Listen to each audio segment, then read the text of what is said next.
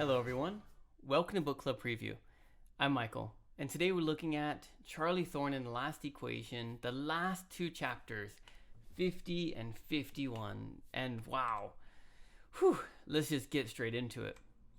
It starts off with Dante not really knowing what to do, but knowing that he wants to save Charlie. And so he tries to call out to the Mossad and say, hey, don't shoot, you're doing the wrong thing. And they said, we don't believe you. And they still shooting at him. And he says, okay, look. And he throws out his gun. And then he comes out with his hands open and says, look, you can have Pandora. I just want to save the little girl. Mossad don't really trust him, but they end up taking him along. Now,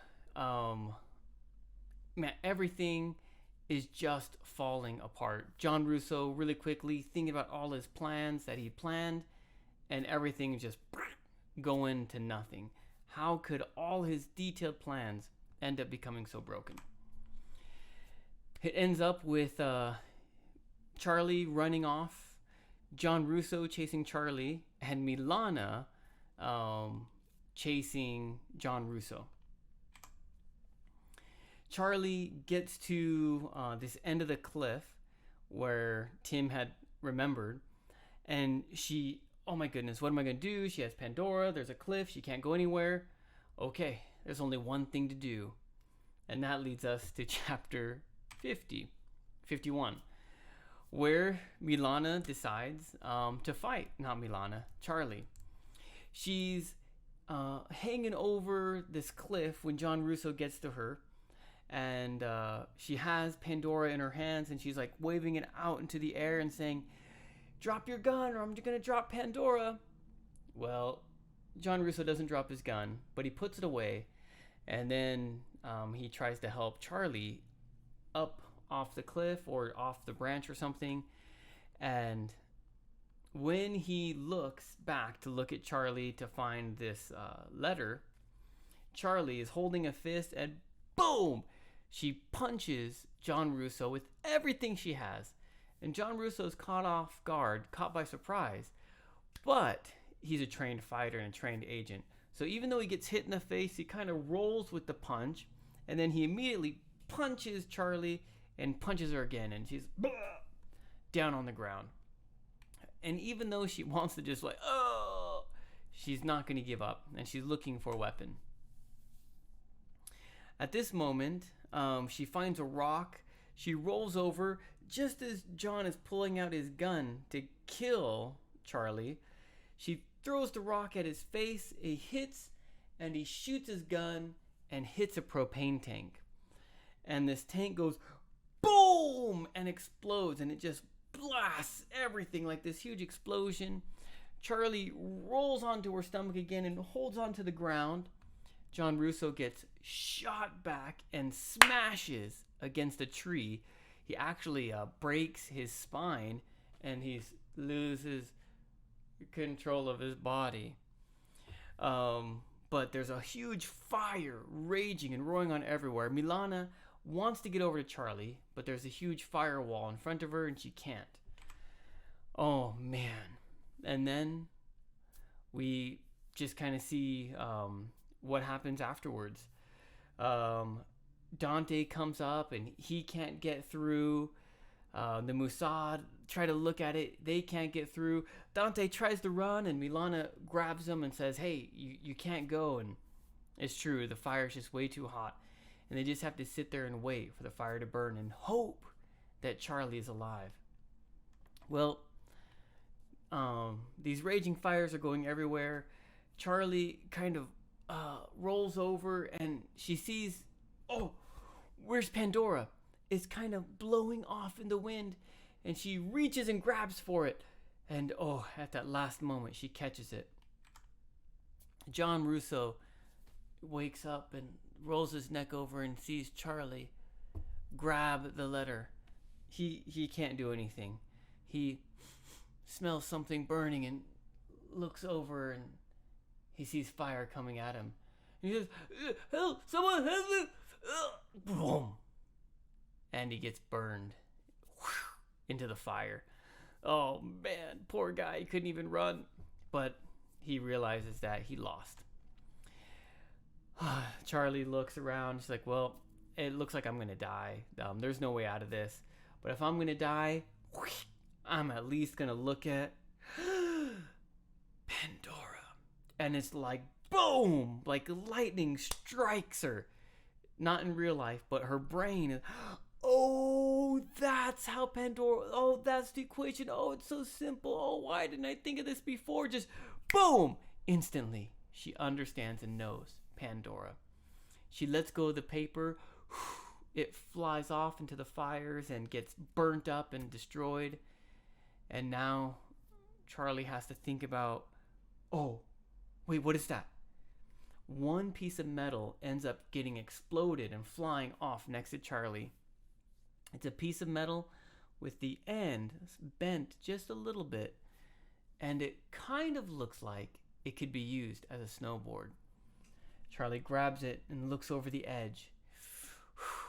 If you remember at the beginning of the story, there was some mountain she went down. It's a little bit like that. Dead Man's Gulch or something. The Devil's Canyon. I can't remember what it's called.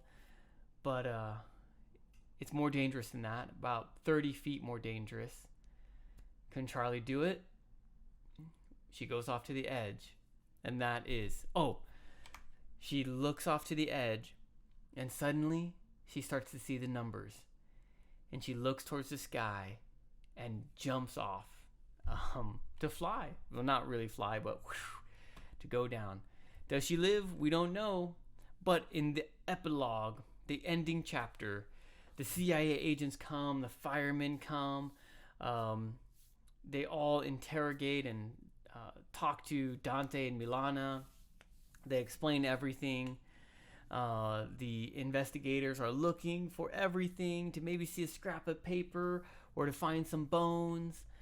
And they can't find Charlie's bones, but the fire was so hot, they think probably her bones were just burnt and turned to dust. But they're still searching. Dante and goes to Milana, who's looking off the cliff, and Milana doesn't want to say anything that anyone can hear, but she points down the cliff, and it looks like maybe in the cliff there could have been a snowboard and a jump off. Could Charlie be alive? Milana smiles and mouths the word. She doesn't say anything, but she mouths, "She's alive." And Dante smiles. I think they kiss. I could have just imagined that, but I felt like Milana and Dante kissed. That could have just been my hope, but I think they did at the end. I can't remember now. But certainly, for the first time that day, Dante smiled. And that is the end of the chapter. Or the book. Full tilt, that means like running with your whole body, committed to the run, like all the way full, 100%. Vertiginously, which is similar to vertigo, I imagine, but or vertically, which vertigo is a feeling of getting dizzy when you look at some high place, and vertical means going up. And so when Charlie looks over the edge, ooh, it's just straight down, and it's the feeling that she feels. Quibble is to argue over small points. Solar plexus, I'm actually not too sure what that part is, but it's a part of your body that gets hit. I imagine it's around the chest area. Certainly you can Google that. It's a part of the body that she gets hit in. Prone means laying down flat. Dissipated, I think we've had this word before, means spreading out. So if you think about smoke, as smoke rises into the air, it slowly spreads out to the point where you can't see it. Maybe you can still smell it, but you can't see it. It's dissipating, it's spreading out. And in this case, the fire, I think, is spreading everywhere. Scalding is like burning, but not quite to that point, where maybe if you put your hand in really, really hot water, it turns red. If you leave your hand in the hot water, it could probably get burnt. But if you just touch it, it's just red and feels really hot. Intricate means very detailed, carefully made, which are John's plans. And just a few more here. Grilling is like yelling at someone for a long time or asking hard questions and trying to get information in a really strong way for a long time. If you can imagine a barbecue, we sometimes call that a grill. And if you put a piece of meat on that hot part, it's hot from the pressure of the fire and everything, which you can feel if someone's grilling you. But also, you can squish the juice and oil out of the hamburger to make it maybe a little bit more healthy. And so they're kind of squishing and squeezing information and putting him in this really hot and hard position, asking him questions.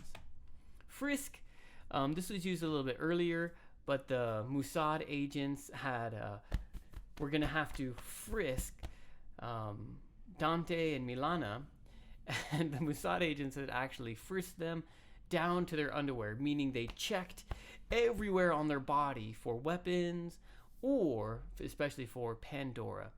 But like when a police person or security guard touches your body to see if there's anything hiding in there, call that frisking. Beckon is to like call over or motion over. And that leaves us to our discussion question. What will Charlie Thorne do next? She knows Pandora. Hopefully she's alive. She has millions of dollars still. What will she do next? Of course, please make your own discussion question. That is all the time that we have for today. Thank you so much for joining me as we read through Charlie Thorne and the Last Equation. I'm really excited to talk about this whole book and see and hear your reflections. I'll see you soon. Bye-bye. Hey, if you have any questions about the video today, please feel free to leave a comment in the comment section. If you had any other vocabulary words that you wanted to know what they meant, let me know. And also, if you're interested in maybe joining one of these book clubs, please leave a comment and I'll get back to you. Thank you so much for watching. Bye-bye.